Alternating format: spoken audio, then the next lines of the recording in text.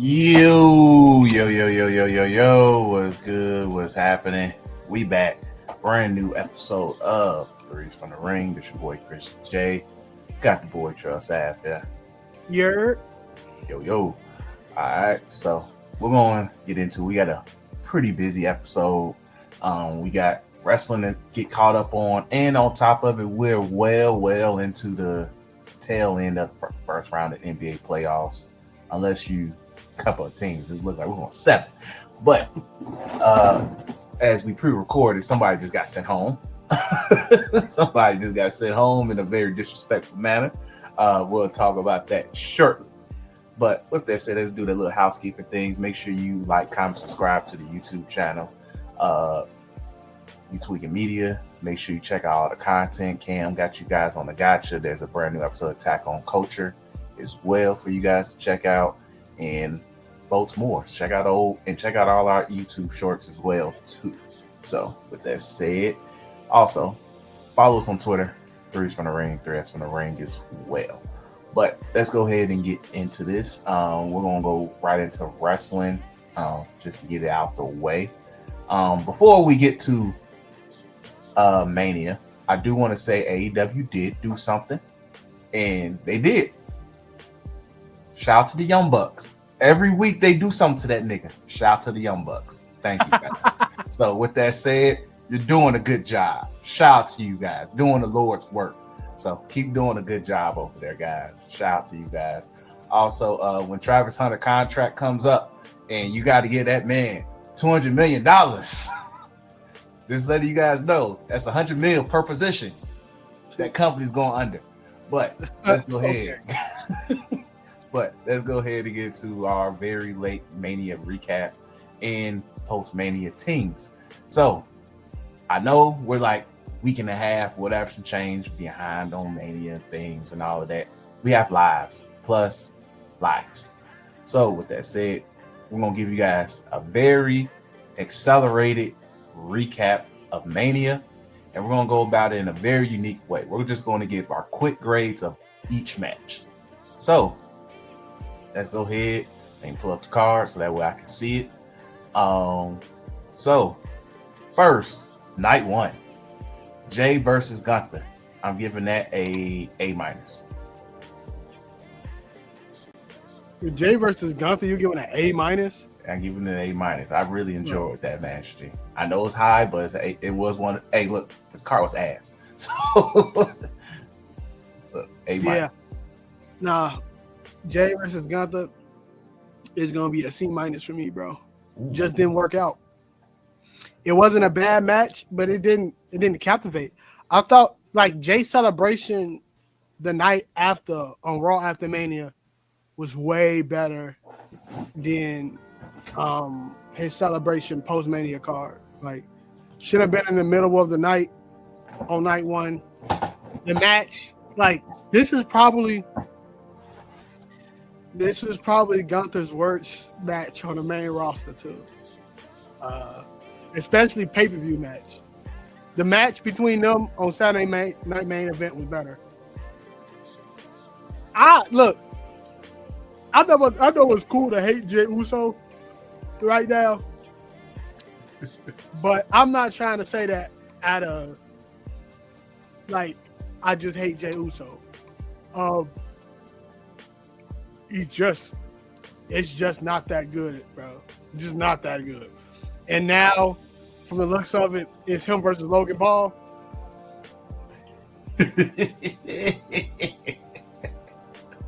Hey, look, man. I think I kind of called the Logan Paul thing when we predicted. So, because that honestly, they were like, get this out the way now.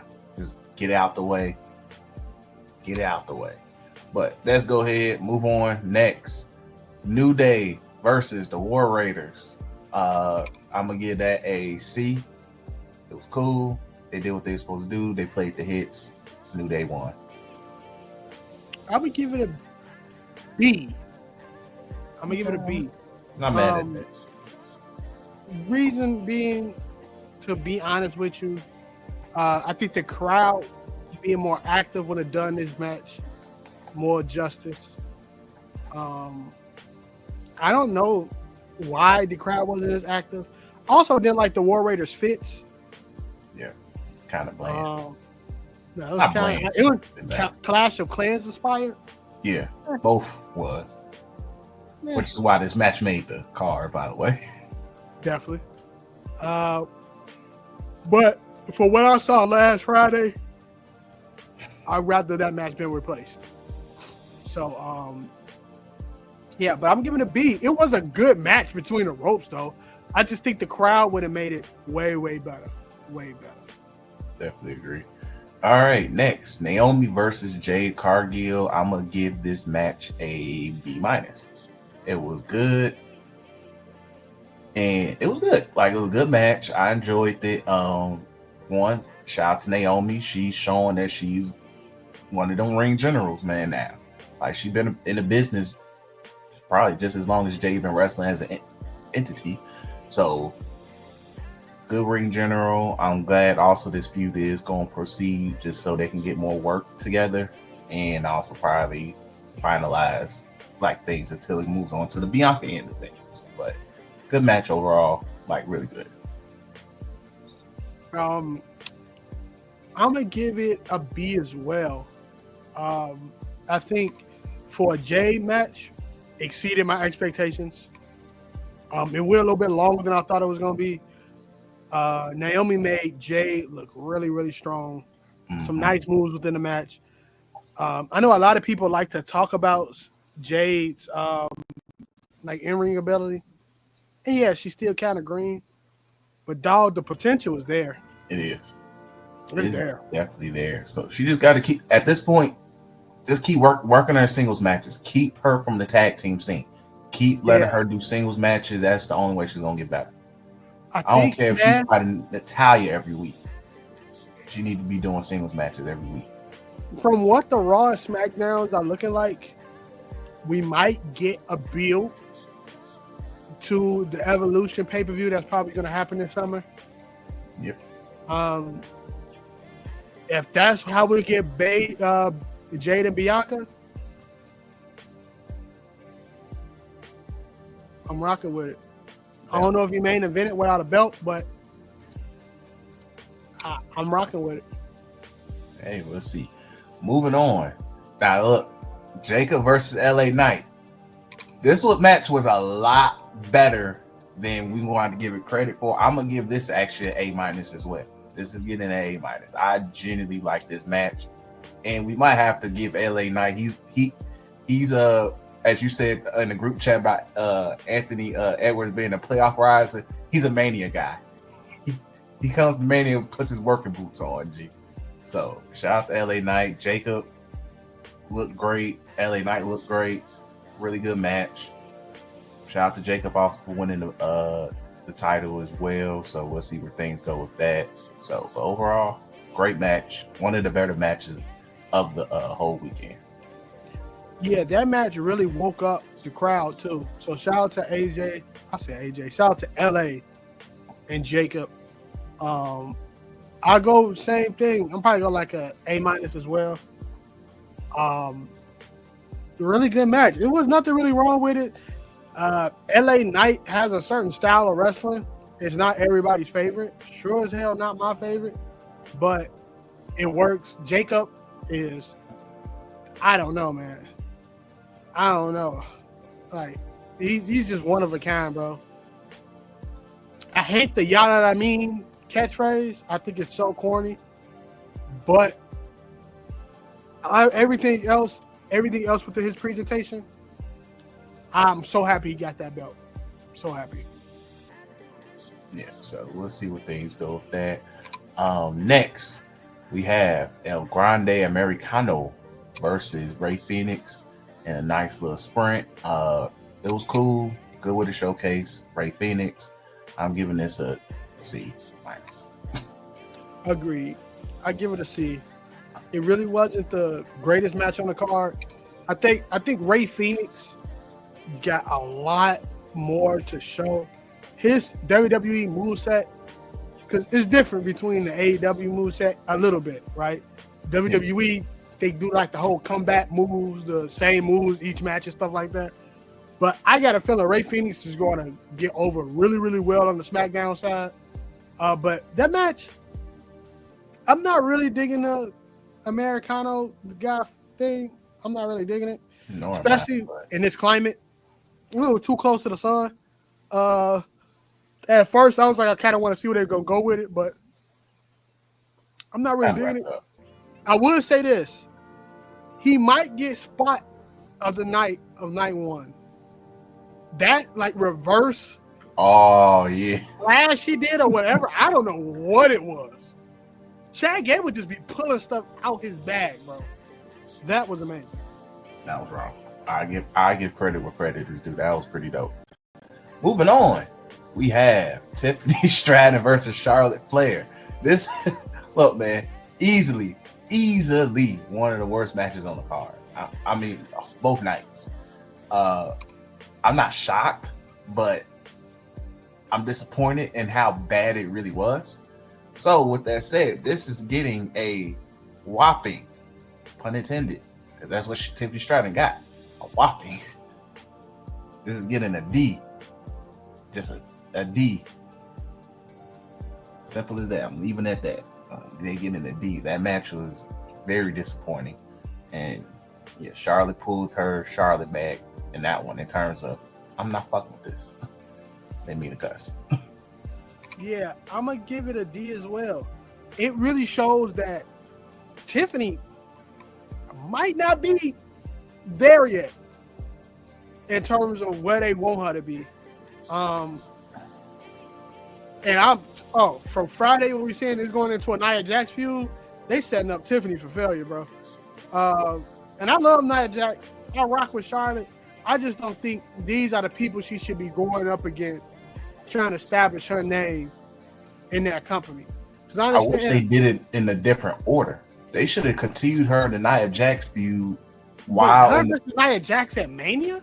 No, not at Mania, but leading up. Just because, like, you could have, even though whatever Nia had going on leading up, you really wanted. I hope she's away or whatever the hell it was, but because she disappeared after the during the overseas tour. But I think if you kind of kept that going, it kind of would have helped at least getting that out the way before. Oh, all right, now here you go with Charlotte, and then you can go back to Nia type thing. But I think because Nia has been fine since she's been back. Like, her matches have been very fine. I don't really have an issue with that because I think at least Nia would probably make it. I think if she had a better feud if she had the feud with Nia before then Charlotte, I think it would have been a better way of saying, all right, your title run going in a great start. Because now Charlotte just like, yeah, hey, we gotta get that belt off short, put it on me somehow, because that's all she cared about is getting that belt on her. So yeah, I don't know. It's like, I think the best thing they could have did was bring Charlotte back early, have a mentee, even if Charlotte wasn't clear, have a mentee mentor type relationship with them two, which leads up to Mania. Especially because Tiffany is a natural heel. So it's hard to have a natural heel come off as a face unless you're going to get Charlotte, which everybody hates. So I just think it didn't. I mean, I might have to give it an F. It was nobody won from that feud at all. Nobody benefited from it. Yeah, Tiffany's in a weird place as a champion. Charlotte, once again, she just continued to bookend herself into, we can't do nothing with you, because unlike the two of the four horsemen we still have here, they've shown evolution of their character and how we can book them. Comparison to you, where it's like, you're not a believable face. There's no growth in your character besides being the queen. What can I do with you? Yeah, it's weird.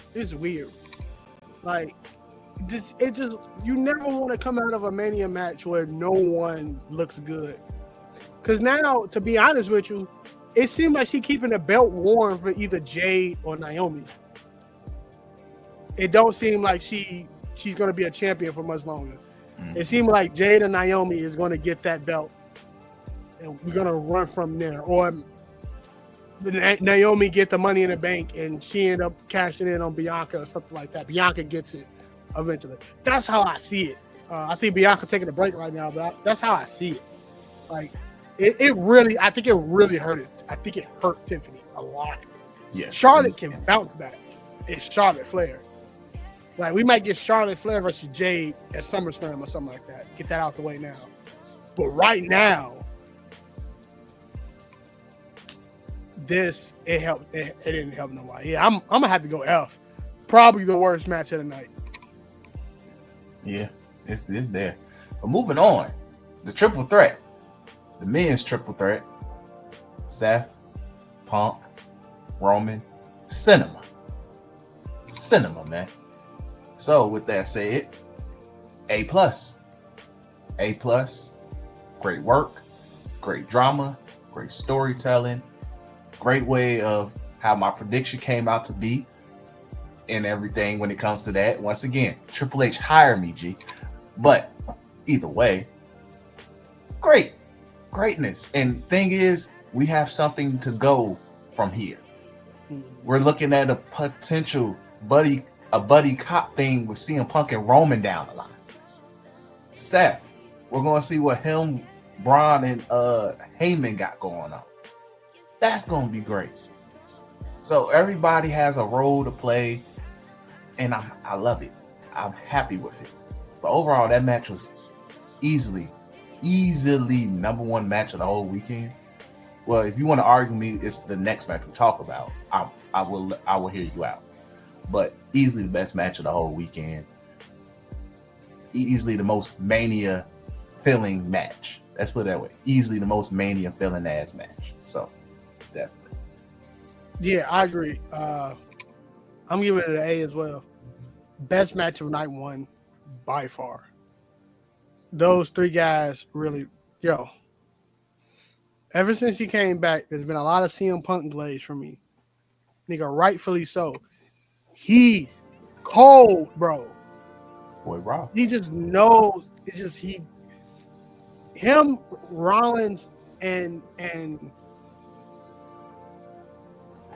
Roman. Like, Rollins banged up a lot with his body. Roman and CM Punk is getting really old, unfortunately. But that brain that they have for this wrestling stuff, it's just there, bro. Like, they know how to sit on a move or on a moment within a match to make it better. Like, it's just there.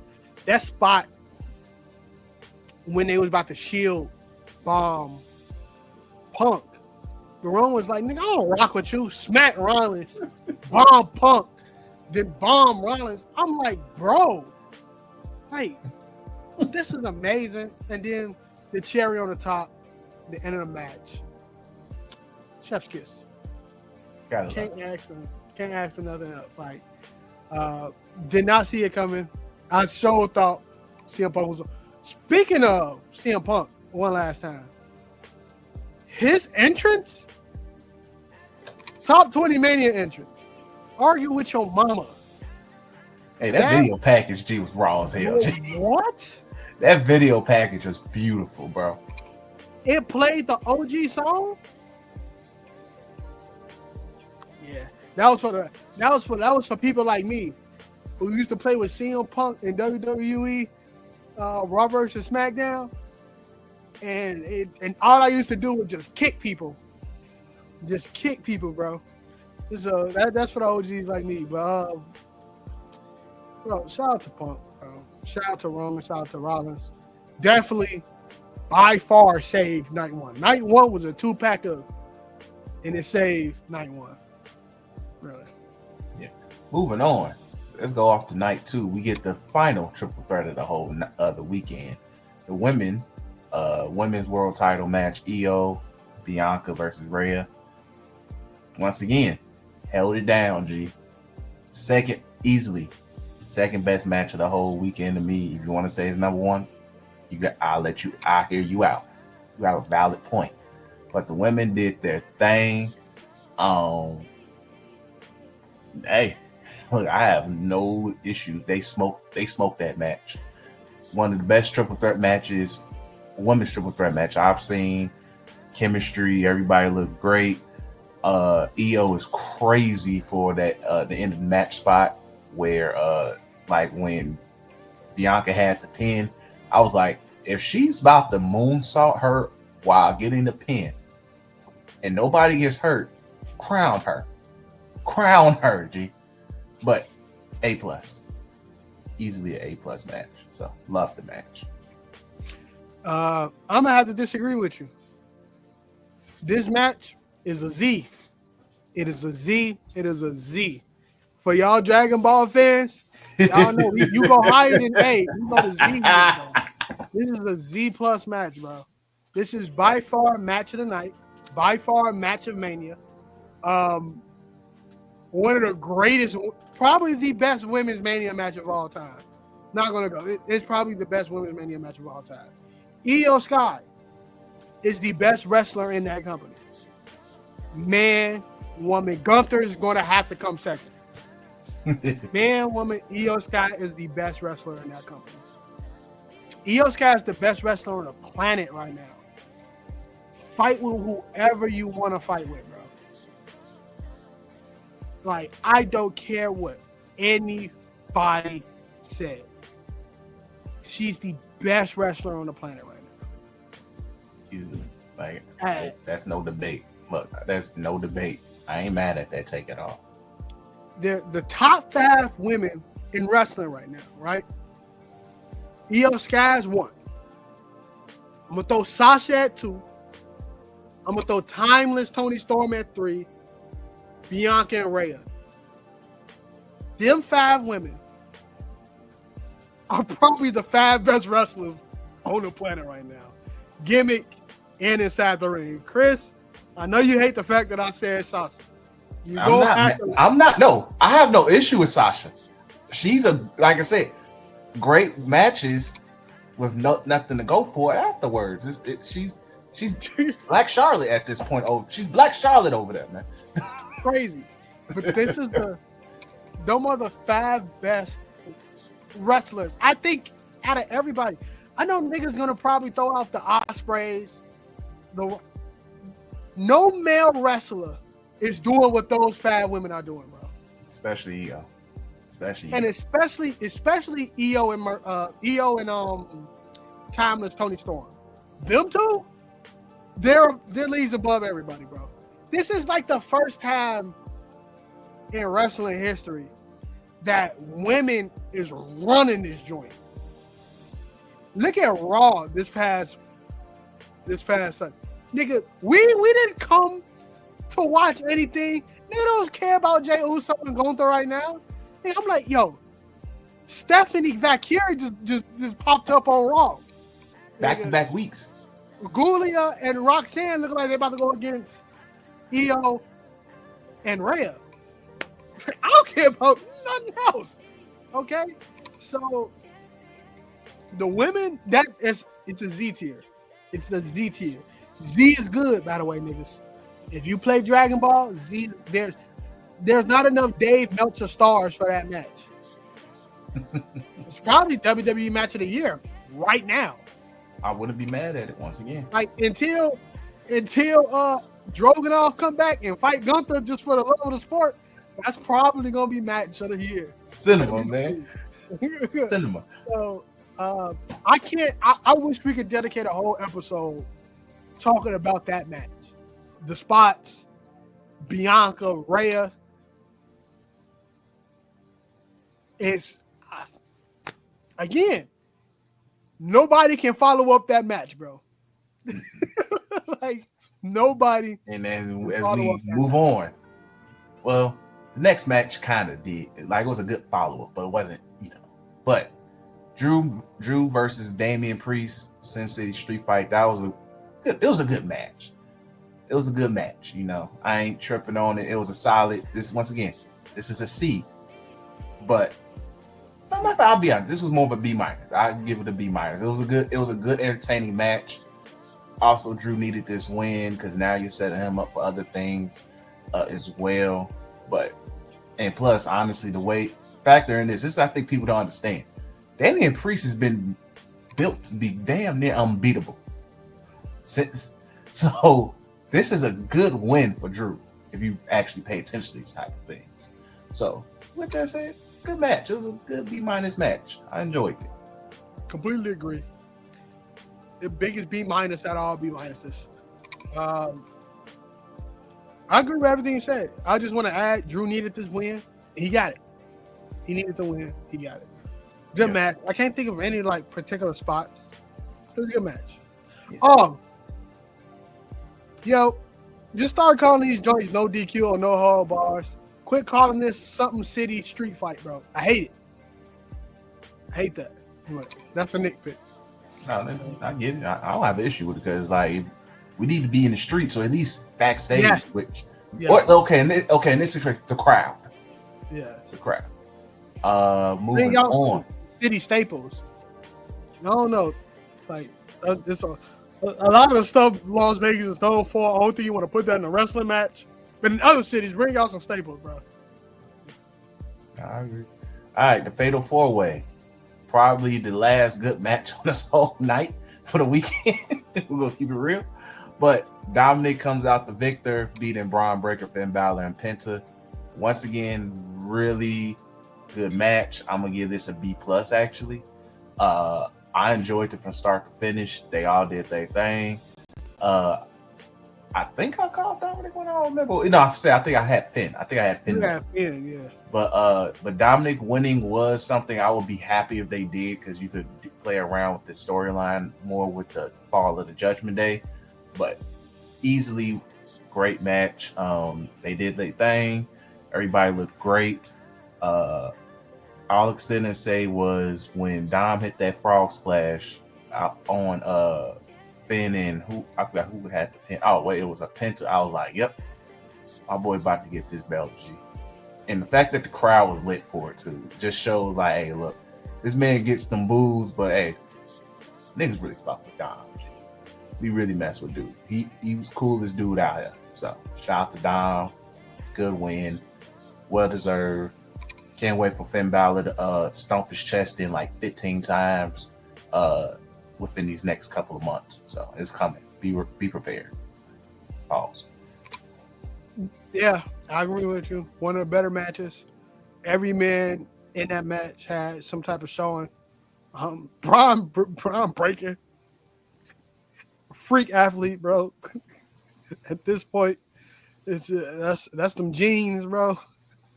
Man, look, that's them Steiner jeans, bro. Them niggas are some athletes, bro. Look, bro. It's a good thing the Steiners ain't Brock Lesnar size. Gee. No. They probably would have took over the world, but shout out to Penta. I think his time is coming. So this didn't hurt him any at all. But I hate that Finn Balor got that pin, bro. That did suck. Hey, look, man. It did suck. He eats those pins, bro. He eats them, dude. It's unfortunate. It really is. But moving on. Randy Orton, Joe Hendry. This was more of a moment type thing. Shout out to Joe Hendry, though. Happy for him to get that moment. Shout out to being the first TNA signed wrestler actively. TNA talent. Pop up on Mania in such a manner. Happy for him. But and also shout out to the camera spot because they knew what they were doing. They're like, look. They're like, all right, Randy, here's the guy. Randy like, oh, okay, cool. When he does the camera thing, I'm RK on him. That's all we needed. Cool. We in agreement. We all shake hands. All right, cool. Break. We out. Let's go. Simple as that. This don't need a grade. We got what we needed. So honestly, it gets an A solely because it gave us what we needed. The Joe Hendry camera with the RKO. I'm agreeing, nigga. I'm agreeing. I wasn't about to look. Hey. I will almost do that as Z tier, bro. That was amazing. That whole thing was amazing. The crowd, the atmosphere, the crowd pop. Did not think Joe Henry was gonna get that big of a pop. God darn it. Because if he end up on that roster, I'm gonna be mad. But Joe Henry, crazy pop. That contract is just waiting. They already Man. got the contract ready. Joe Henry got a crazy pop. My favorite part is not only was the RKO good, but when Randy did the Joe Henry thing, he hit the Orton pose afterwards. Hey, that was fire, bro. I'm like, okay, niggas gonna be mad, which niggas were mad. Niggas thought Rusev was going to return and lose at Mania, but yeah, I'm definitely A. That's an A for me. 5 stars, Dave Meltzer type beat, bro. Real talk. Yeah. Moving on, Logan Paul versus AJ Styles, and this match for one went too long. Look, I would have been happy if they let Randy and Joe Hendry just have camera cut for 10 minutes. Then see this match go almost 20 minutes, which is crazy. Once again, this is getting like a D. Definitely, it's just, and it's no nothing against AJ. It's just everything with Logan Paul has run its course. It's definitely run its course now. I'm over it now. So just once his contract is there, let him go, man. He's not really needed. So that's all my thoughts. This is definitely a D of a match. Yeah, you gotta give it a C because AJ Styles is in it. I'm keep it a B with you. Should have threw AJ Styles in that Mania IC title fatal 4-way, make it a fatal 5-way or something. Ooh. It would have worked out way better. Logan Paul is not that good. Newsflash: the nigga did a buckshot lariat and people thought he was cold. He does. He does all our creative wrestler moves. He's cool, bro. He ain't bad, but he ain't great. I think AJ should have been in a better match. Keep it being with you. I wasn't gonna make something to eat during this match. I knew what it was about, and I missed nothing, big dog. So, like again, you give it a C because it's AJ Styles. If it was anybody else, I want to give this match an F. Garbage. Yeah, and the fact that Karrion Crossfire had the biggest pop of the whole thing is hilarious. Moving on, women's tag match: Lyra and the return of Becky Hogan versus Liv and God darn it, what's her name? Raquel. Cool match, but this was more for the who's going to replace Bayley after she got jumped. Of course, Becky Lynch. So shout out to the Pop. Shout out to them getting that W. Shout out to them getting that L afterwards the following night. But we was just here for the Becky thing. So with that said, that gets a C- out. Yeah. C-. Story could have did better. I'm cool with Becky coming back, but the match really felt just like a Becky pop. Yep. Yeah. So just leave it at that. And with that said, let's go ahead and talk about John Cena getting number 17 against Cody Rhodes. Now, I will say this match, among the matches, Cody has had plenty of matches since his return to the company a few Manias ago. A lot of them 4 or 5 stars, couple 3s here. Really no stinkers. I can't recall a stinker. This is right here is the closest thing to a stinker. And I'm be honest, the reason why this got close to a stinker is because of one man and one man only. No, it's not the man we're going to talk about who's the racially ambiguous Samoan. We're going to talk about Travis Scott here. That whole moment threw everything off. But there were aspects of this match I liked. Cena doing the 5 moves of doom in a slow-paced manner was hilarious. I kind of like that. But also don't help that for one, Cena's washed. Also doesn't help that Cena hasn't worked a heel since the original Dr. Thugonomics character. So he's probably real confused on that matter. So, and it don't help that I feel like Cody didn't necessarily lead the match. if I think Cody led was more the general of the match than Cena, because once again you can hear Cena make them calls. I didn't have the TV loud, and then I could hear Niggas said they heard Cena making them calls in the nosebleeds, bro. like, gee, stop it, bro. But with that all said, I'm giving this match another C-. It could have been worse, but for compared to the body of work that Cody has given us, this stinks. It does stink. Hey, you way better than me. This is an F. This is Cody. This is Cody's worst match back in the company. By far worst match. He worked a better match with a torn pec. Cena and Solo Sikoa had a better match. I agree, unfortunately. That was Cena's last good match. Okay. Solo match. One-on-one singles match. One-on-one singles match. One-on-one singles match. And we stop you there. That match wasn't good whatsoever. I know. We just gonna say that was Cena's last match.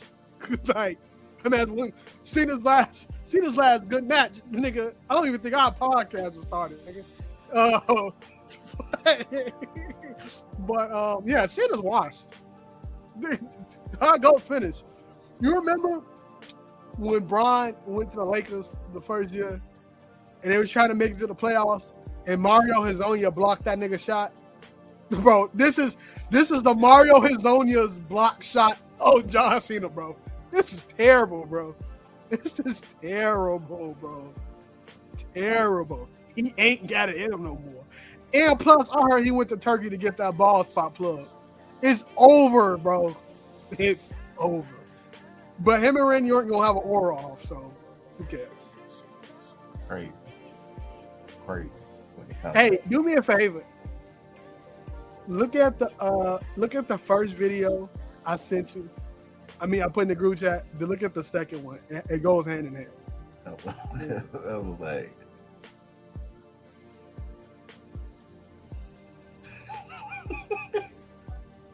Hey, G, yo.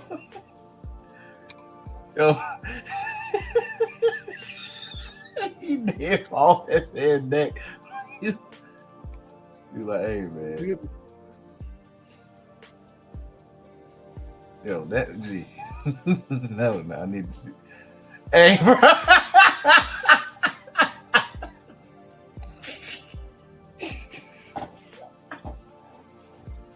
Hey, it's a crazy turn of events, bro.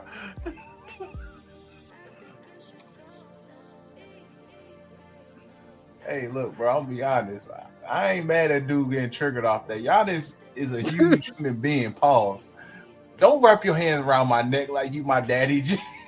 Hey, come on. You did big that nigga hands on. Gee. Like, come on, bro. We grown ass men, G. We grown ass men, G. Come on, man. I get you mad we lost, but come on, man. But yeah, just, that match, that match it sucked.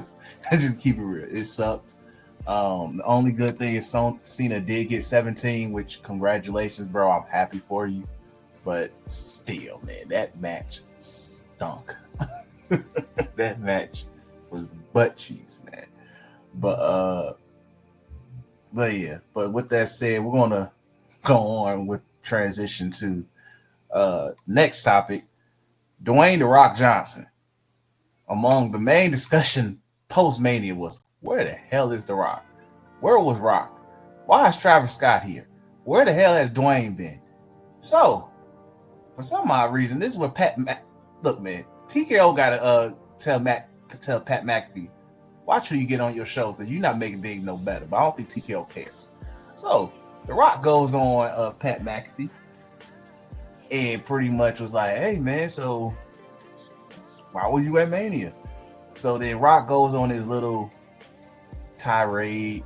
Oh yeah, ticket sales for Elimination Chamber wasn't sold out yet. So they were like, you got to show up.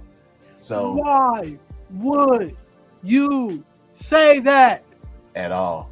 Especially when people could look up, people got to do is go on WrestleTix and look at the tweet, which once again, people who have agendas are not going to do such a thing and be like, no. Like around the time, like 3 weeks before, they were dang near sold out. So what do you mean? Anyway, so that occurs. He says that. So he says, Ari Emanuel was like, yeah, you got to show up. So then once again, that means Rock has to get in his, well, I'm about to screw up booking thing. And that's where the Cody Soul thing started occurring out of no freaking where. And then he pops up and Triple H has to try to course correct in the process. And then that pretty much without him, well, he in a way threw Triple H under the bus on top of it. But what makes it worse is you don't have no intentions of making the storyline make sense. So then you're leaving him to literally try to fix and make this work without you. I see Matt calling me. He calling? Yeah, he calling me back to back. Anyway. So you throwing everything off because you don't even come around. You don't go. You didn't even pop up via satellite. You could have done that. You know, they don't even mention you, acknowledge you during any of their promos. So things is weird. So with that said, all you did was make the situation worse. Make it where, for one, at this point, I think Dwayne has an agenda against Cody in terms of just making him look like a freaking dork. Especially in like this all it does is make things look bad. And then also just shows that you're just finagling into things that you don't need to finagle into, because all the stuff that you throwing at is Cody based, but it's not leading in anything. So with that said, and for one, just like how Rahm Emanuel screwed up Chicago a little bit, Ari Emanuel is kind of screwing things up too, because y'all making bank. Now, yes, it's beautiful if every show sells out. Eventually it will. Though the price a little bit, guarantee a sellout every time. But different subject, different day. But keep Dwayne out of booking, because now he's seeing him getting roasted on Instagram and responding to people. And that's my number one rule when you know you got celebrity mad, when they react on social media. Look, man, The Rock, you're hurting your own legacy here, G. Sometimes you need to shut the hell up. It's like Shannon Sharp. He hurt his own legacy. Arguably a top 5 tight end of all time. Now, I don't even want that man mentioned in the conversation. Shoot your own self in the foot with your own legacy. Shut up. Stay away. Please. Because all you're doing is hurting things. Things that don't need to be hurt. But either way, that's just my point. I think this man just has an agenda against Cody. I get it. Cody may not be your pick, but the fans picked him. Same way how the fans didn't pick you at first. So think about that, look. Think about that, brother. So that's my thoughts. I'll let you cook.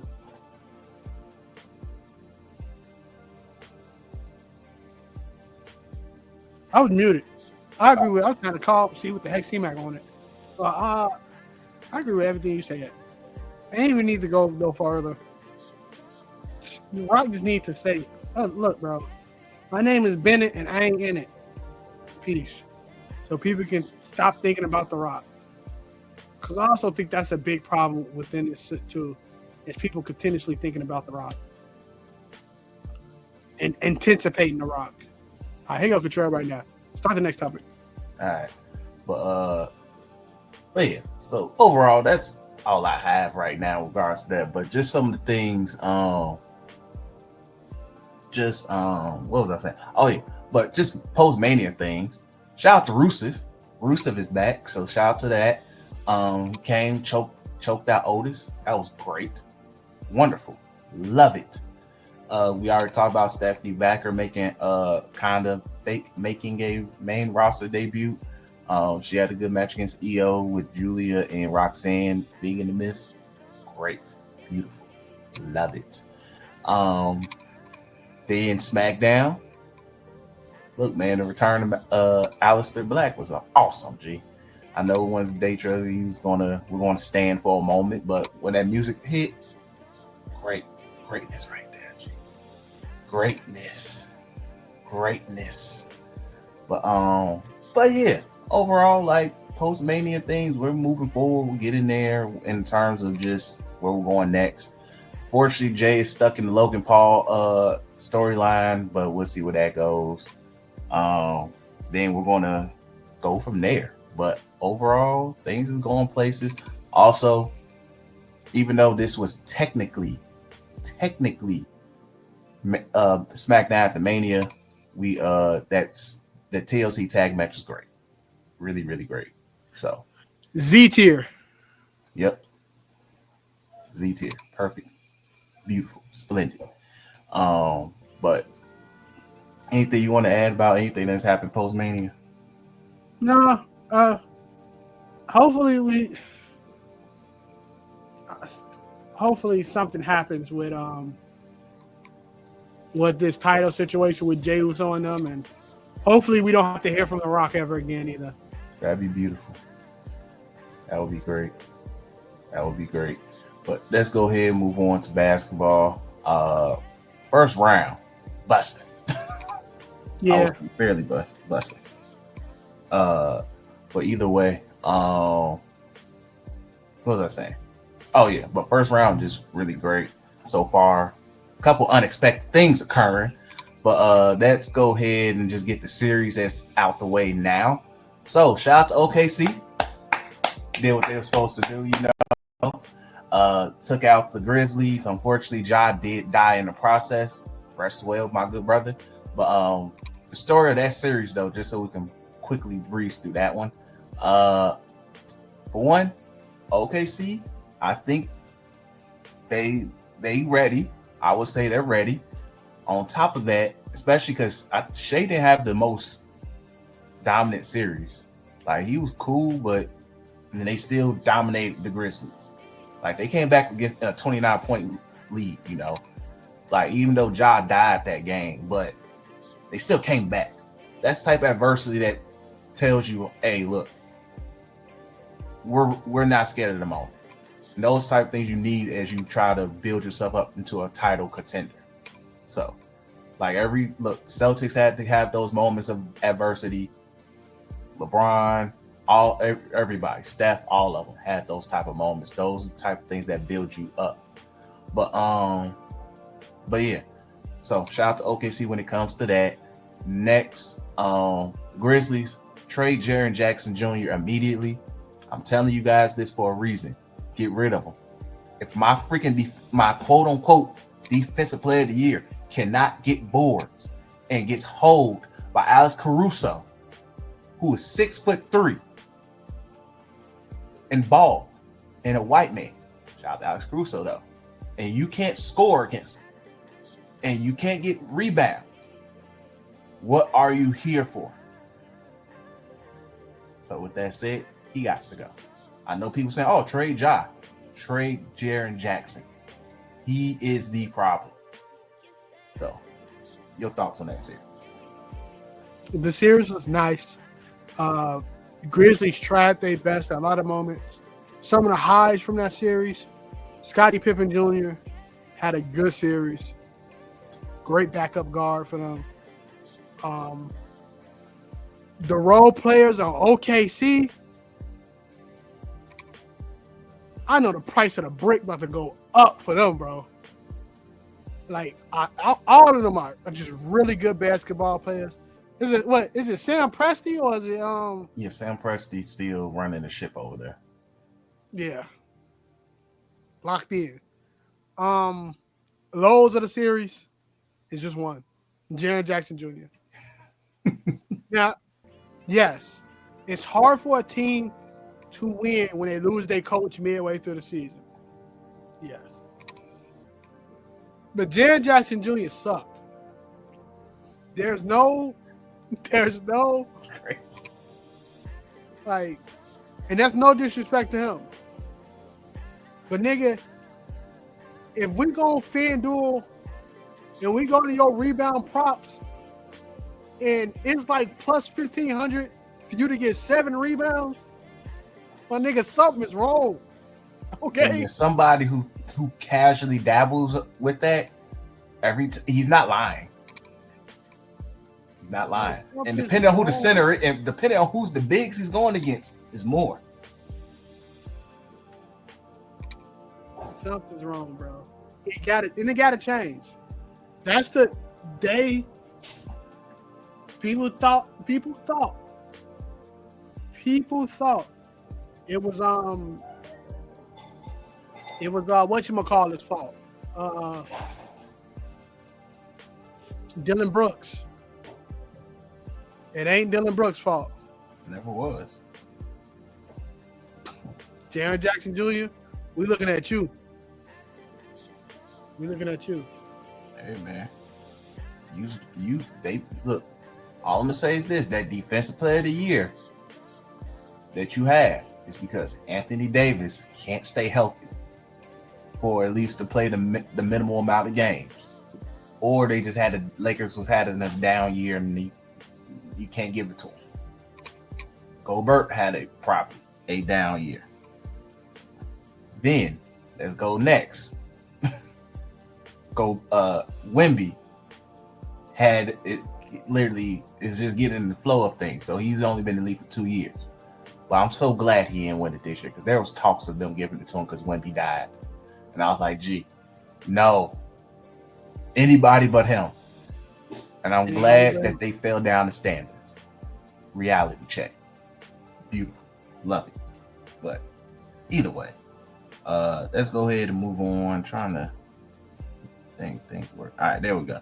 So, other series. Shout out to the Cleveland Cavaliers. They destroyed Heat culture. At this point, I think we all in agreement. Pat Riley is senile and he needs to retire. Go home, be a family man, find a woman at a respectable age you can just kick it with, G. Because, look, bro, you gotta go. You gotta go. Like somebody said this on Facebook and I was like, I almost threw my phone. They said, so, you think because of Jimmy, Miami can't get no more free agents? They wasn't getting free agents anyway. Nope. The free agents they got was because Bron and them was there. Then even after Bron left and D Wade, and they saw what they did with D Wade and Bosh, nobody went there. Post that, nobody went there. Jimmy went there for the money because it was like, hey, Philly ain't paying me. I could be my own man here, and he fits what was deemed Heat culture during that time frame until they said we're not paying you no more. And now they looking stupid because he over there in that evil team in the Bay, and they gotta go. But that's a different subject for a different moment. But they looking stupid because easily he could have still made a difference on this team. So with that said, Heat culture don't exist. They wasn't attracting free agents. They always struggle to attract free agents because nobody wants to play for Pat Riley's teams. For a reason, because yes, it's a lot to it. He expects a lot. But for a dude who probably can't run with me in the gym, is telling me what I need to do, and I live in South Beach, it's out your rabbit ass mind. This man took cookies away from LeBron. And LeBron was like, yeah, that's step one. That's strike one. And then proceed to do other things and be like, you know what? Yeah, going home. So, with that all said, yes, they're gonna keep struggling to get free agents because when they hear what Shaq's experience, he wasn't happy there despite winning the ring. LeBron, yeah, he won his rings, but literally he just was there with D Wade, and because the Bulls didn't want to trade Lou out freaking dang. Once again, name me a free agent and say I'm going to Miami. I really want to be a Heat. Once again, Jimmy The Heat was Jimmy's second option. He wanted to go back to Philly. They just said, we give him Tobias Harris the money. So what are we doing? The Heat have not attracted a major free agent in years. And if they do, it's always they're the number 2 or number 3. And if I'm a free agent, if I'm a superstar level free agent and I had to pick, okay, I'm going to go to Florida. What they got going on over in Orlando look a lot better.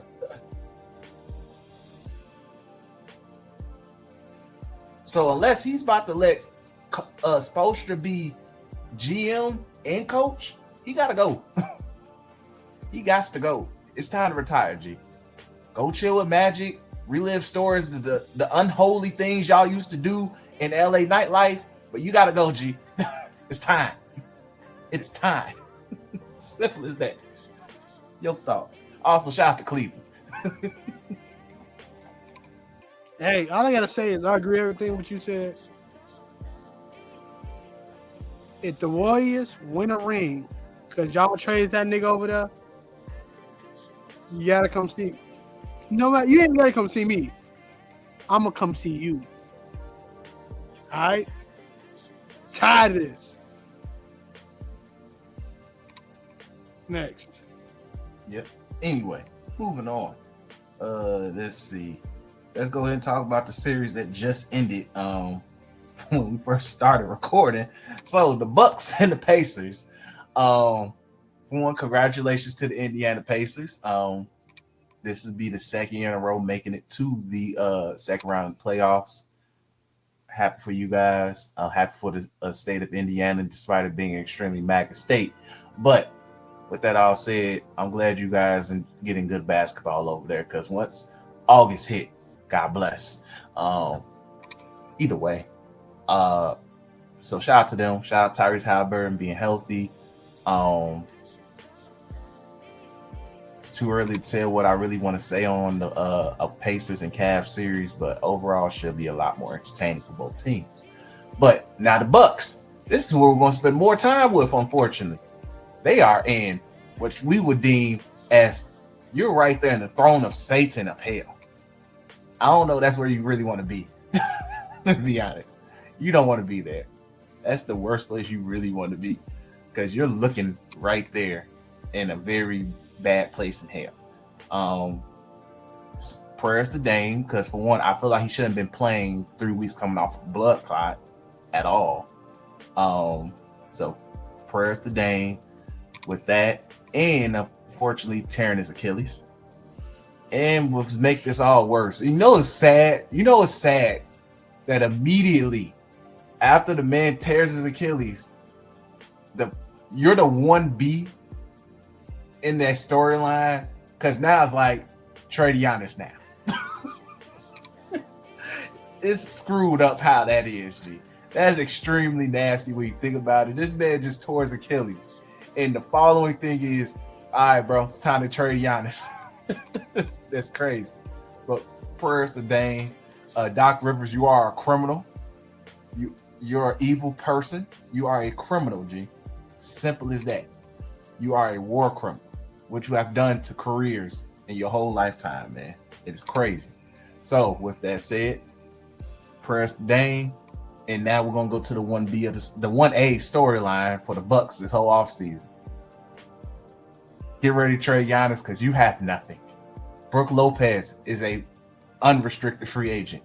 Bobby Portis is also unrestricted free agent. And I'm assuming Daytron threw some stuff in the chat because it's got to be hilarious. But yeah, I'm gonna check that in a second. But your thoughts on the Bucks and their situation? So just 2 things. One, again, like a lot of this podcast, I agree with you. I agree with you.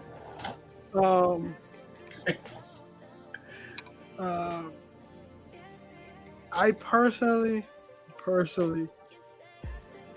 I don't like the fact that trading Giannis is the goal. I don't like that. I don't like that sometimes we push star players out of small markets. I say all that to say this: the Bucks have to, because they don't own any of their picks for like till the next decade or something like that. It's nasty. Let me check that just to confirm. By the way, So I think you're right, but they have to get a haul back for Giannis. So teams like Brooklyn, OKC is also on the radar. They always on the radar. That's the scary part. Please. OKC on the radar. Thank God the Warriors are not on the radar. They can't get them. Hopefully. But the Lakers got Luka, so anything is possible in this goddamn league. But it's looking up to be a crazy summer again in basketball, bro. Because you want to know what's another funny thing? What? Yeah, Zion might get traded in the summer too. Oh yeah, Zion. Look, man.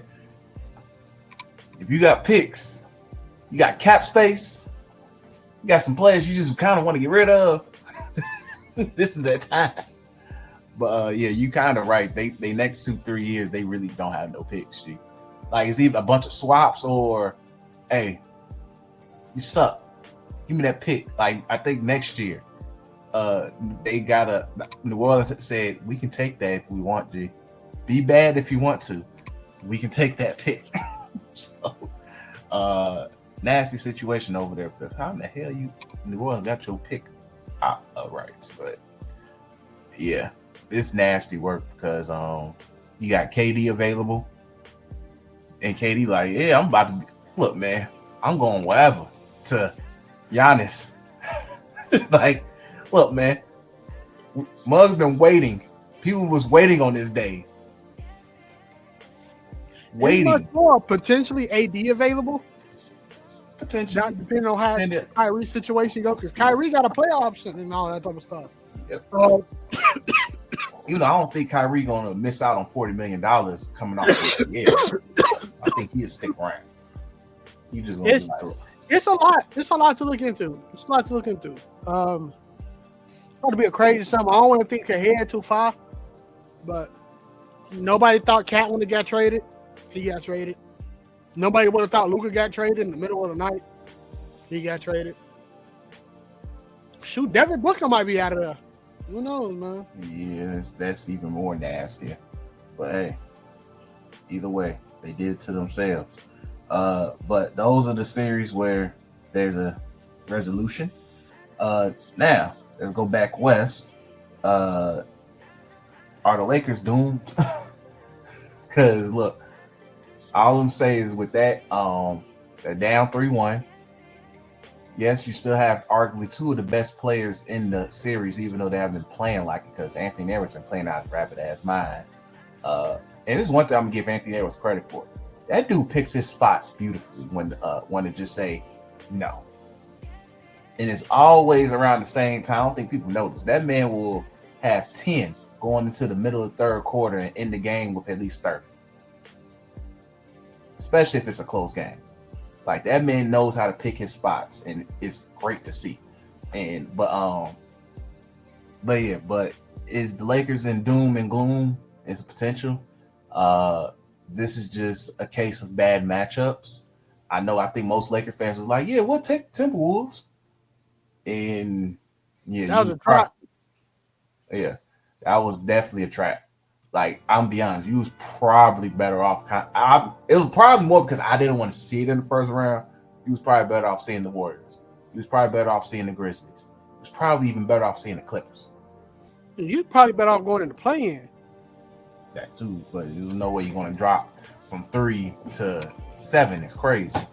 But either way, a lot of the West things right now is just a matchup situation.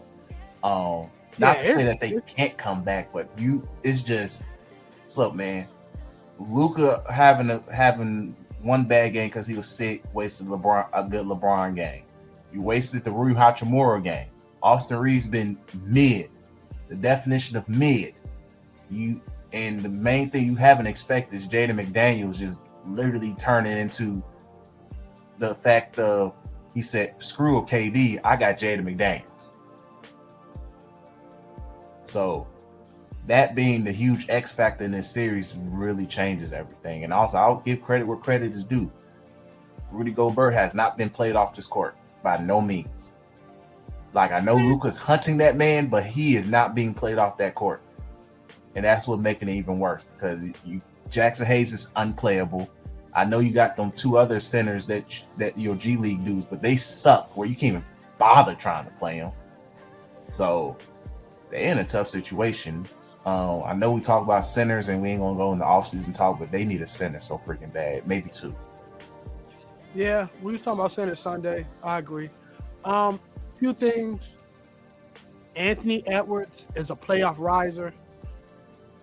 There's no other way to say it. He's good. He's a star. Who cares about the off the court stuff? Even though stuff is crazy, he is by far. Luka and Bron are the two best players in the series. I mean, in that, if you look at them individually, but Anthony Edwards is the best player in this series. Julius Randle stepped up when a lot of people thought Julius Randle couldn't step up. Draymond gonna destroy that, but Julius Randle stepping up is big. I want to say this. This series won't fall on Bron and Luka. I think the Lakers know it won't fall on Bron and Luka. Rui, Austin, all of them was playing for their jobs, bro. And that's what they should have done. You know, I think Austin is one of the better third options in this league. But he's a good third option because of the two people that's 1 and 2. So, like, Austin's great. But you got to remember who the two in front of him. He is always going to get one of the weaker defenders. But the unfortunate thing on Minnesota side, bro, it ain't that many weak defenders. Like, currently not a weak defender. Probably in front of Bron and Luka, yeah. Not Austin. Nikhil Alexander, not a weak defender. Solid defender. Like, they solid on that end. So that wasn't this is the worst matchup they probably could have had for the first round. That's why the play-in spot wasn't so bad because the Rockets rocking. Yeah, the Rockets is not that good. So as long as you not ain't good, they just not ready. Yeah, they're not ready. As long as you ain't fall to OKC, play-in spot was a good spot. Don't even want to talk about what's happening over there in Denver and LA. That's a crazy series. I can't wait to that game. That's war. I love that series. Yeah, that's war. But yeah, I just think Anthony Edwards is probably one of the better players, probably the best player in this series. But I would say I would not be shocked if it still goes 7. They might close it tomorrow night, but I won't be shocked that it goes 7. Yeah, I'm in the same space. Like, if it goes 7, best believe I'm putting all my money on Bron and Luka. It's just some things you just like you should finish the job. But at the same time, I think it ends in 6 because there's no way that if they get booed out of LA, they're gonna overreact all freaking offseason to that Giannis to LA notification goes off.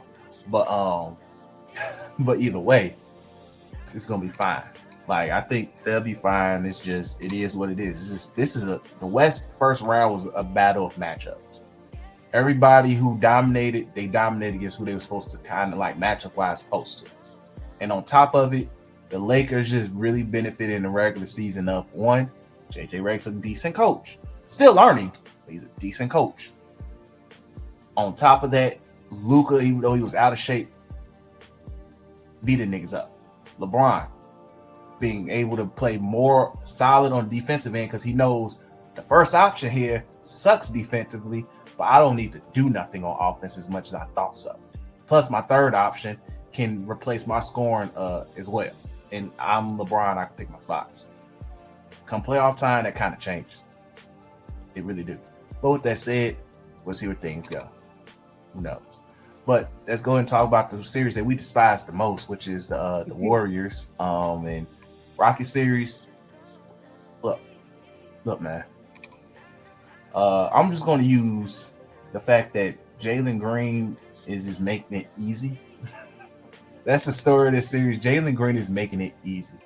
I think I said earlier on a previous episode that I'm strong in my belief that Sengun was the best player on this team. Numbers wise, I know it don't look sexy, but he is the key part of this team and why it works. And with that all said, we're seeing why he's been easily the best player on that team. Undeniably, the best player on this team. Undeniably, he's a top 3 player on the court this whole series.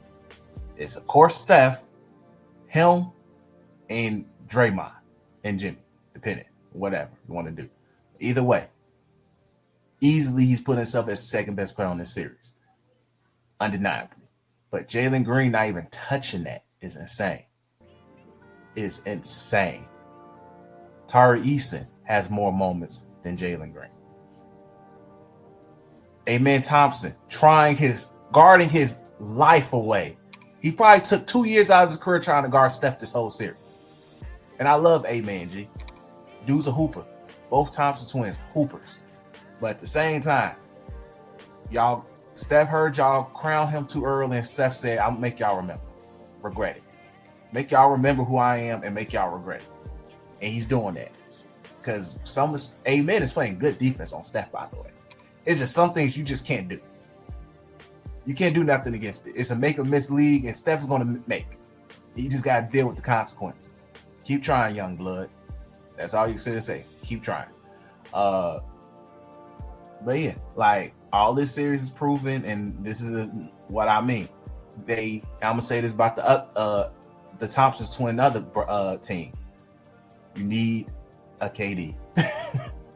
You need a KD. Jalen Green, look, man, peace. Enjoy Phoenix. Phoenix got it in terms of the nightlife. I heard it's a whole different. You dig? Everybody I know who's been there and loves it. So it's like, hey, bro, it's all love. So enjoy it over there. Have fun. You're gonna probably be there with Jabari Smith, bro. Enjoy it out there, G. It's the desert, but I heard it's lit, G. It's lit. So yeah, I agree. This is Jalen Green's fault. It is no other. And that play last night, Ime Udoka drew up. Having Sengun post up Draymond for the last shot of the game was the dumbest thing I could have ever seen. Nigga, Sengun cold. That nigga ain't Joker. Okay, how many times y'all call that nigga baby Joker? He ain't gonna grow up to be one. So, all respect to Sengun, but no. Lastly, I'm trying to think. Oh, and yes, shout out to KD. Now I'm trying to see how that trade package is gonna go. Because I think you keep Reed Shepherd for the shooting. You send Jalen Green and a bunch of picks. But do you send a bunch of picks for a 35, 36-year-old KD? I'm not thinking. You know the reason why they don't need to send a bunch of picks? Because you're sending them young players.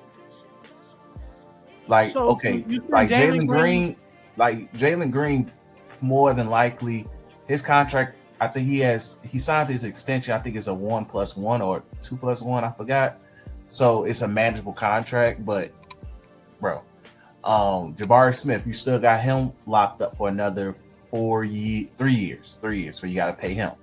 So if the package is based around them two, because cap space, I think KD contract absorbs easily.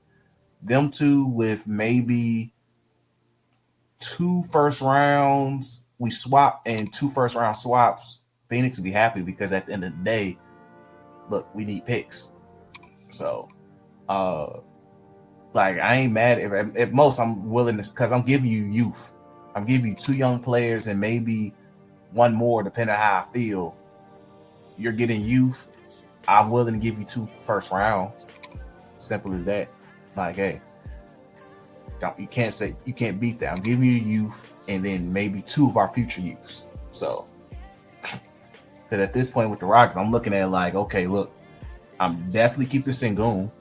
I'm keeping Amen. I will consider keeping Reed Shepard. If I keep him out the trade, cool. But if I got to lose him, fine.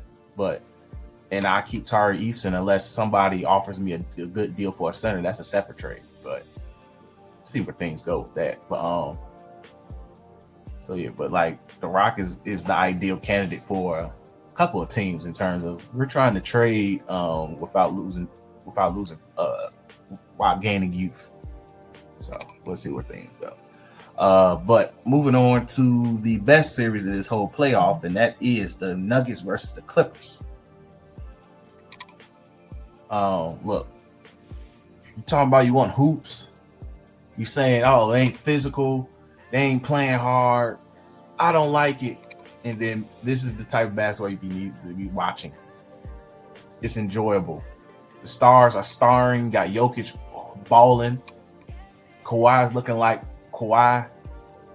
It's just a matter of just praying for that knee or quad, whatever the hell it is, to stay intact. But getting quality ball. Shoot, even Harden is still hooping right now. Still first round of the playoffs, but Harden is hooping right now. So, and Jamal Murray still hasn't realized that the Clippers is from LA. So he hasn't realized like, oh, I can ball out yet. But Jokic is undeniable. And once again, we had probably the highlight of the playoffs so far, and probably for the remainder of the playoffs, we're going to keep seeing is that Aaron Gordon put back dunk. Because that was great. That was amazing, actually. So shout out to that. Yeah, great series. This joint coming down to the wire. I rock with it. Shout out to hold on, the last seconds of Detroit, New York. All right, cool. Shout out to both teams. Kawhi slowly but surely getting back to where he needs to be. But God darn it, that nigga Jokic, bro. Then about every game he moves up a spot, bro. Not no. I don't know. Question. Individually, would you say this is probably the best like 4-year stretch for a player? No, it's hard to top Jordan, Bron, and Curry in that aspect. But is Curry has one of the best. I won't put it this way. Okay. Jordan three-peated, which is hard. Yeah, Jordan three-peated. LeBron. See, the thing is, you can sit it with you can put Jordan's numbers, even without the finals win, you'd be like, gee, that's crazy that he did this. Yeah. LeBron is more like you have to see it because the numbers don't really match it really. When you look at it, you just kind of had to be in the moment, be like, damn, don't 4-5 years, that dude was undeniable. Because like the numbers really don't match. Probably one of those things I'm gonna have to slap my future son about, but like, bro, don't disrespect that man. Miami Brown was the best Brown, but different story. Even Steph, I feel like it's more of a 2-year run with Steph. That first season, his MVP year, and then the United's MVP year. Look, bro was different, whole different brother, and I hate that man with a passion. But either way, undeniable. But if you used to kind of put the numbers, people gonna look at Jokic some and be like, "Gee, that's the greatest player of all time." Yeah. Like you, no accolades, and just drop numbers. Yeah. They gonna sit there and be like, "Damn, that dude with the 30, 10, and 12 is crazy." And he had a block. What are we doing? That dude was cold. Then they gonna look at Mike and be like, "Okay, look, shoot, that's amazing." They probably gonna look at Bron and probably say something silly. Once again, I'm gonna slap on the back of the head, but I'm gonna respect it. And then they go look at Steph and be like, "Clearly, that dude was just Y'all let that man shoot 10 threes a game and he made four each game? How long? So, but Jokic career stats, if he was to retire right now, 3 MVPs, right?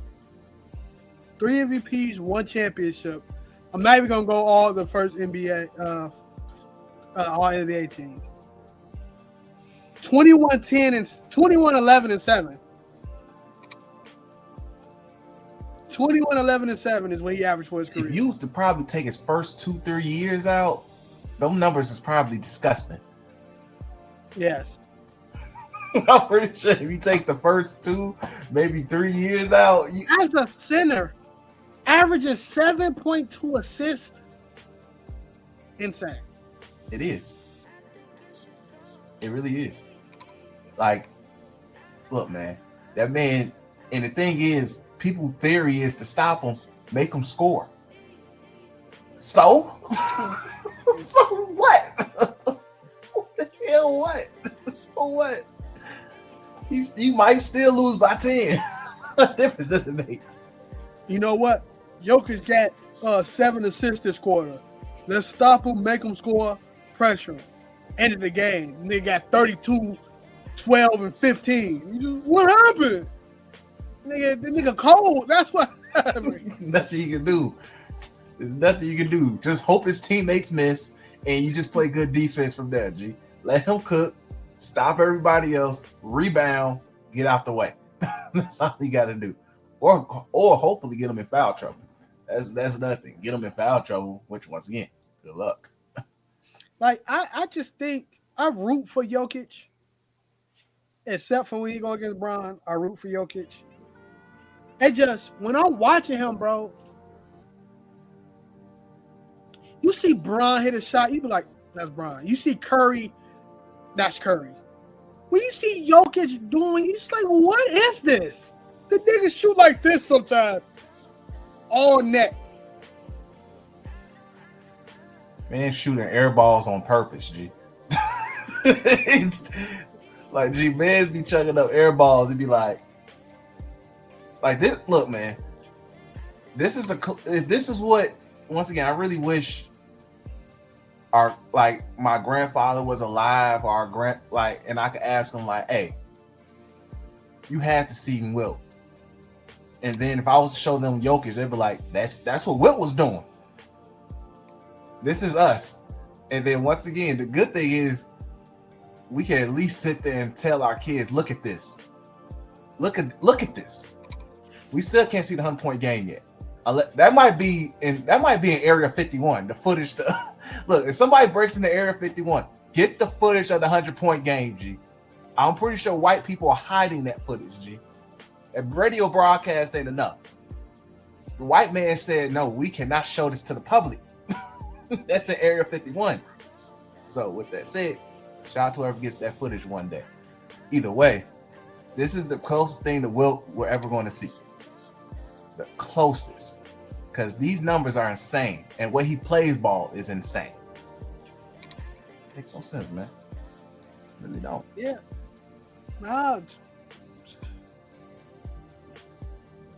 He really is one of the greatest basketball players on the earth. And I hope he get out this series. That's why I can't wait for this game. Like New York, and them to hurry up. Bro, why they got this? I know why, because the game, okay, the game over. Because I was like, why they got New York and Denver on LA and Denver on True TV right now? Who flipping the True TV? Not me. But not me. But yeah, bro. Shout out to New York. I guess we go to that right now. That's the last team, right? Yeah, well, yeah, this is one of the last teams, yeah, because I ain't. What's the other series? Who cares about Boston and Celtics? Nobody cares, G. Bro, no, it's on NBA TV. That's how much we care. Exactly. New York just lost. Definitely did. Lost by 3. Cade Cunningham need to be on an All-NBA team this year. I don't care if it's third team. He needs to be on an All-NBA team this year. Agreed. Jalen Brunson, Cole, Cat, is saving them a lot. And I think they need to start deferring more to Cat. He is saving them a lot. Like once you get to like the Boston series or like I think they got Boston next, right? Yeah, like whoever wins this series got Boston. Once you get into the Boston series, that's when you convert to Jalen Brunson more because he can start attracting fouls. But in this series, you got to go Cat. Durant can't guard Cat, bro. Cat has really been unguardable this whole series. Like outside that bad game he had. Yeah, it was like the game 1 or 2, whichever one it was. But other than that, he's been good. Like he's been great actually. He's been making his threes. You got to go to him more. Look, man, when one thing about Brunson, he gets into, as I call it, the Donovan Mitchell on the Utah Jazz mode. I don't care. I'm getting my buckets. I need to score because I don't trust you guys really. You got me here, but I don't care. Once he kind of gets out of that mindset, which one, Tibbs, clock is ticking. As in the more, that again. What? You don't even say clock is T again, bro. I said ticking. Oh, the clock is ticking? Ticking, okay. Yes. I thought you said Tibbs, clock is T. I was like, hey. Bro, G. I would never, G. That is crazy. That's insane. My God. You bogus, G. But you want to have the Tibbs, clock is T. I thought you said clock is ticking, G. But either way, I hope the subtitles actually do say ticking because I know I said ticking. But either way, look, man, the moment they get a coach who can actually, hey, look, man, if Pat Riley fires Spoelstra, that dude better be on the first train in New York. Oh, man. JJ Redick, you feel like being an assistant coach? That'd be the first thing I'd do. I'd be like, did a great job, but you watch Winning Time, right? The first couple seasons. That's how I'm gonna hit it. But either way, pause. But yeah, but overall, like, if they get Cat involved more, there'd be a lot better flow of a game.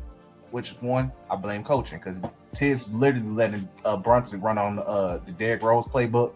Go ahead and run the offense. Whatever happens, happens. That's literally what they're running. Whatever happens, happens. But overall, this has been a good series. Every game has been competitive. The Pistons, once again, they're in the team where I say, if you get Cade another score, nobody will be able to do anything against you guys at all. Because, like, look, I'm also give credit where credit due. Tobias Harris is hooping this whole series. He has been legit stepping up as the second scorer. It's just a matter of, look, and I think it's crazy to be saying this because they do miss Isaiah Stewart. James Duran, he cool, but this is a series where you kind of do need. He's young. He's great. He's great. He was gonna be a great center, a great big for a lot or whatever teams he played for throughout his career. He's young. I think Cat can exploit him, but New York had a bad game, like bad. Like OG Anunoby had to save them towards the end. They still lost. It was a bad game for them. Yeah, like it was a close game. It was a nasty game. Like all the stars was in foul trouble. So like from there, it was just a matter of the refs having a lot to say early on, and then things pick up. But either way, I like what I'm seeing from the Pistons. I'm very high on them. They just need. Look, once again, Tobias Harris, you've been hooping this series, but G, you should be the third option. But also, you're showing that Philly should have just left you alone and stayed. You wasn't the problem over there.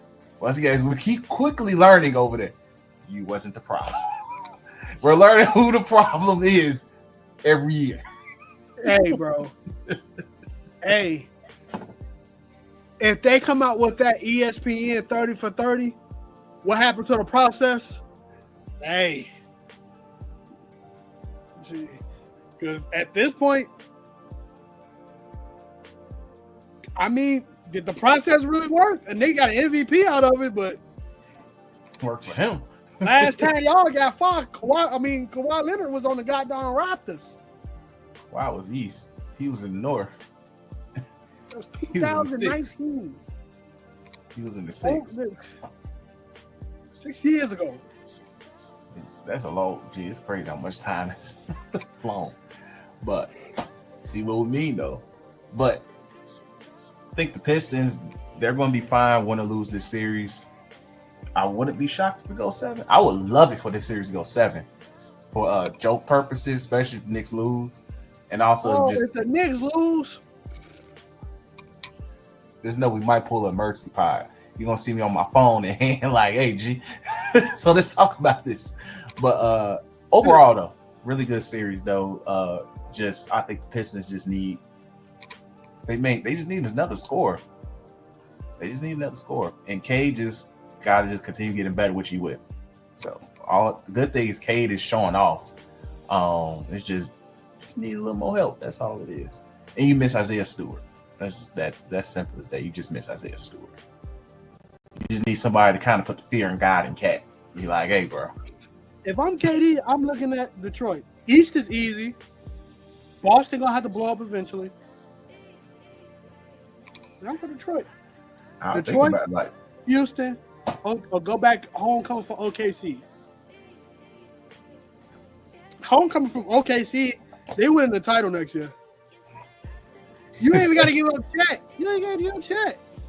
You just got to give up some of them bench players, and you got 3 million picks. Simple as that. Be like, all right, y'all, peace. Wait, you don't want? No, we're giving you this, and this. All right. Here's 10 picks. 10. Oh God. 10 picks. You have 0. Hang up the phone. But yeah, either way, we'll see. But like, I love what I'm seeing from Detroit, and then that's it. Then in terms of all the other series, yeah, we had every series. Then cool. But think about next episode if we do one whenever. Let's grade the series since all of them gonna be wrapped up by next episode. Definitely will be. So we'll see where things go. But overall, still, it's just the fact that the off season is gonna be hilarious just off the first round alone. Oh, bro, let's end this podcast with something for you to think about. And I was listening to Jeff Teague in a podcast. Kevin Durant is the greatest journeyman in NBA history. I'm not mad at that take. Think about it, bro. I'm not. You say you ain't mad about that take. Think about Kevin Durant is a top 15 player of all time, top 10, and he's a journeyman. He don't have a home. Yo, that is hilarious but true. It really is. It's hilarious but true. Bro, KD might get his jersey retired in OKC. And there's a 30% chance he get retired in Golden State. Look, I ain't mad at that. That's not a bad take at all. Like, he's the greatest journeyman of all time. I just never would have thought, man, nigga, that's the likes of like Dennis Rodman and Robert Horry, though. Name another champion that's a journeyman. Another finals MVP that's a journeyman. None. 0. Because, yeah, like you think Dennis Rodman and definitely. Like, do you count Shaq? But Shaq got a home in LA and in Orlando. Yeah, like regardless, when you think of Shaq's career, it's always you think of the Laker years and then the Magic years. Because he built the Magic up because they was technically like a new franchise at that time. Then the Laker years, of course, everything, and then you'd be like, if you telling a story D-Wade, you gotta talk about Shaq in those Miami years. So, like, you can sit there and say like Shaq has a home in terms when you think of the Lakers, regardless, Lakers and Magic. Even when he talks about it, I got nothing but love for the Magic in LA. So, yeah. But no, that's a valid. No, that's a legit a valid. No, I'm not mad at that. Because at one point you could say Shaq, but Shaq was washed. KD is nowhere near washed right now. That's the hilarious part. He's not washed. He is the greatest journeyman of all time. Because by the time Shaq started journeying, he was not washed. He was washed. He was washed by the end of the Miami run. He was washed. That's why they traded his ass to Phoenix. Then from there it was just comical. But hey, man, that's a valid point. But let's go and wrap this up. We appreciate you guys as always for watching, listening to the pod. Make sure you like, comment, subscribe to the YouTube channel. Make sure you as well, please check out us on TikTok as well, UTM Clips on there, You Tweaking Media on there. Please check us out. Plenty of things to check out on there. Check if our Mania predictions was right. I'm pretty sure I was right for majority of them. Also check out our Twitter page as well, 3S on the Ring. We appreciate you guys as always. Keep checking us out. Share with your peoples that you're rocking with us. We appreciate all the new people, new subscribers, new followers, the engagers, the angry ones. So we appreciate you guys very much. So with that said, peace and salute. Wiedersehen.